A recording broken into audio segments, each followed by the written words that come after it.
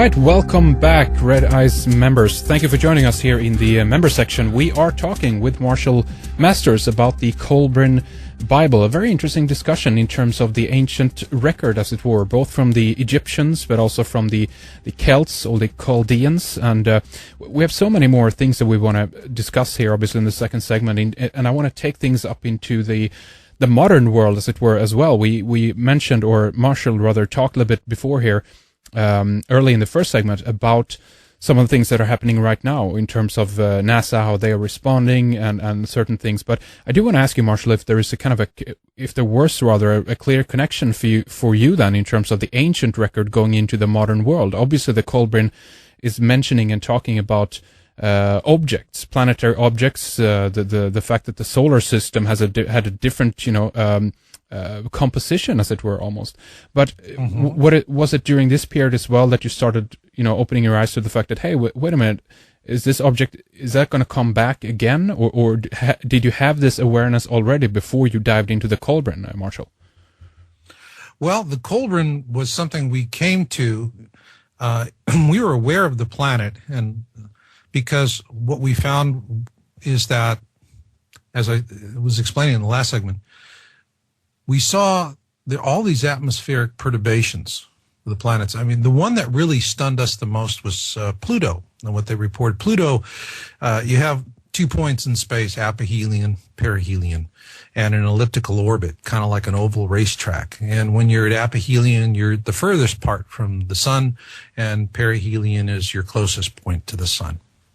And so when Pluto swings around, it will normally warm up a little bit.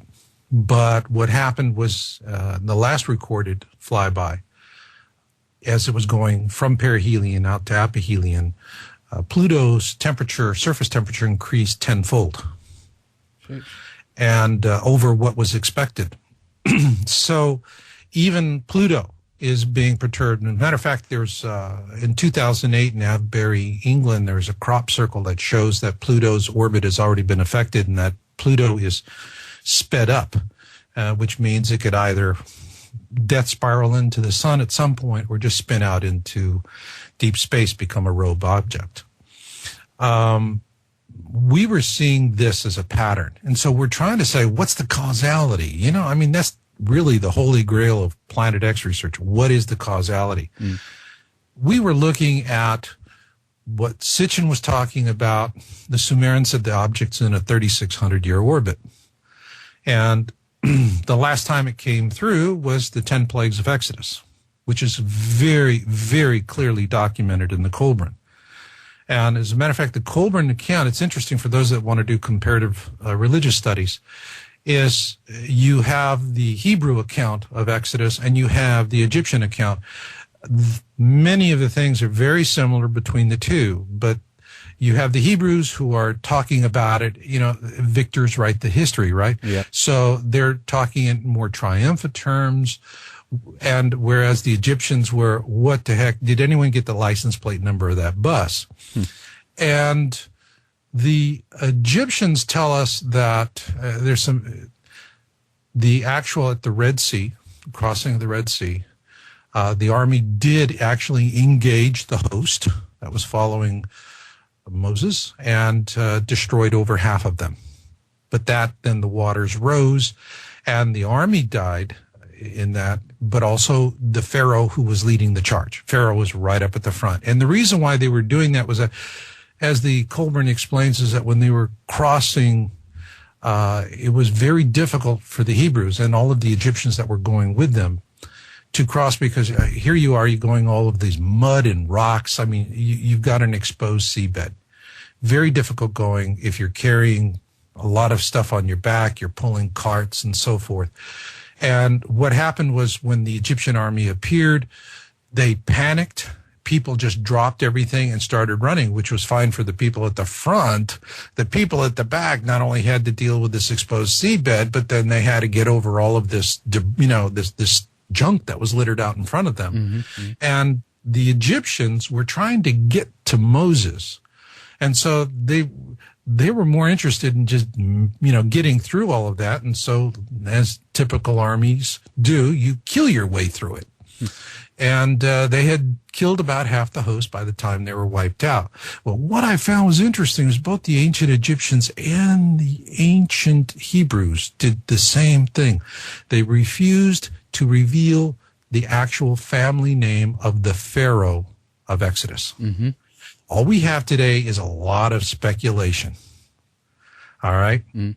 But the fact is, nobody says this was the name of the Pharaoh at that time. And I think there was kind of one of those unwritten rules that, let's not do it. I think Moses agreed to it because he didn't want to humiliate his family for posterity, and it was a gift to the family.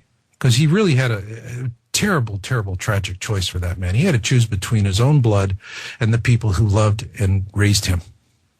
So do you think that's the primary reason why it's left out then? Yeah, I think that it's primary, and I think that there's a lot to it. I think that Moses, when you take a look at the Ark of the Covenant and how it was designed, it is a radiation container. I have heard that before. Yeah, it's a radiation container. Well, why did Moses need to build a radiation container? Because I think they had something that was generating radiation. All right, so there's a lot of deep secrecy. Governments keep secrets, all right? And, this information goes out on a need-to-know basis. And it was a quiet, tacit arrangement, nobody needs to know. So there's a lot of these stories. But when you read what happened in the 10 plagues of Exodus, over the years, how many times have you seen documentaries on television?